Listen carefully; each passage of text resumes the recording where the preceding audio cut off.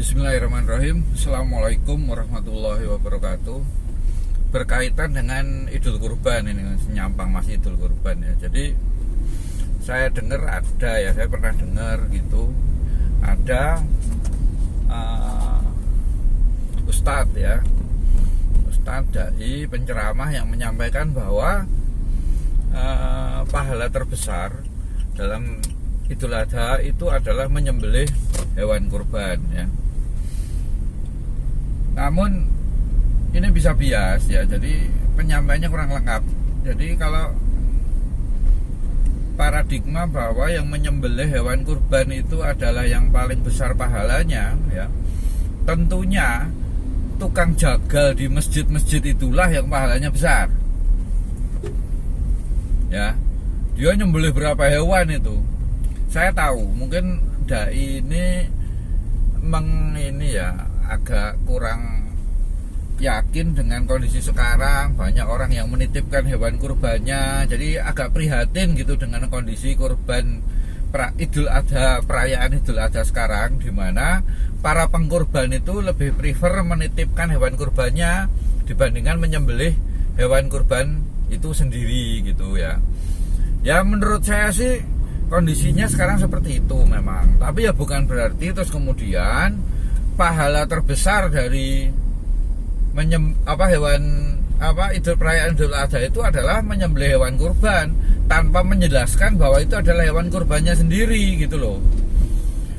Ya tetap menurut saya sih orang yang berkurban udah bayar, udah menabung ya, kemudian membeli kambing, membeli sapi, toh dia tidak punya kemampuan untuk menyembelih, ya nggak apa-apa, itu juga harus dihargai, bukan berarti terus nggak dapat pahala gitu. Jadi kurang cocok kalau cuma dikatakan menyembelih hewan kurban sendiri itu pahala yang cuma itu gitu. Enggak, kalau memang menyembelih hewan kurban ya tukang jagal lah nanti yang paling banyak pahalanya, karena di masjid-masjid itu dia jagal berapa itu. Di masjid tempat saya aja 12 sapi, berapa kambing itu tukang jagal yang nyembelih gitu, maksudnya memang ahli profesinya gitu. Memang bagi mereka yang berkorban lebih afdol menyembelih hewan kurban sendiri, itu pahalanya besar memang. Tapi orang yang berkorban saja tanpa punya kemampuan menyembelih itu juga udah besar pahalanya. Effortnya itu nabung selama setahun loh, ya kan.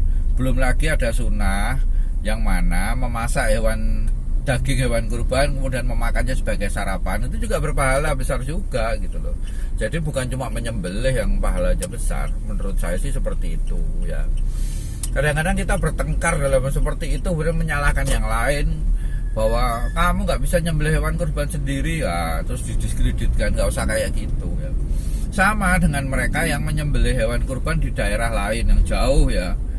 Memang sunahnya hewan kurban itu dagingnya dibagikan ke kalangan-kalangan terdekat, tetangga, demi silaturahmi ya, demi silaturahmi. Tetapi apabila hewan kurbannya itu misalkan gini ya, di Gaza gitu, apakah pahalanya kecil? Ya besar juga.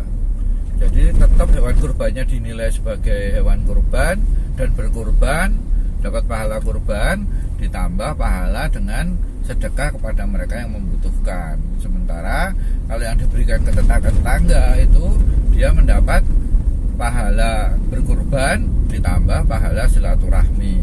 Besar mana pahala silaturahmi dengan pahala sedekah? Yaitu biar Gusti Allah aja yang menilai ya, bukan kita yang tugasnya menilai itu. Jadi ya mana yang baik lah, menurut saya bukan terus salah satu enggak. Jadi yang itu yang di Bosnia itu nggak dapat pahala kurban karena nggak dimasak sendiri, nggak dimakan sendiri, nggak juga gitu ya. Kita nggak ada orang yang nyembelih di sini ya kambing, tapi karena dia tekanan darah tinggi malah nggak makan daging kurbannya sendiri, bisa saja kan seperti itu gitu. Tapi ya nggak apa-apa, tapi itu bukan suatu kesalahan gitu ya, karena dia menghargai kesehatan sendiri itu juga berpahala ya, jangan salah.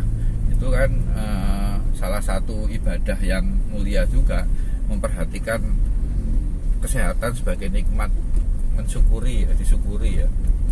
Itu ya mungkin itu saja sih ya.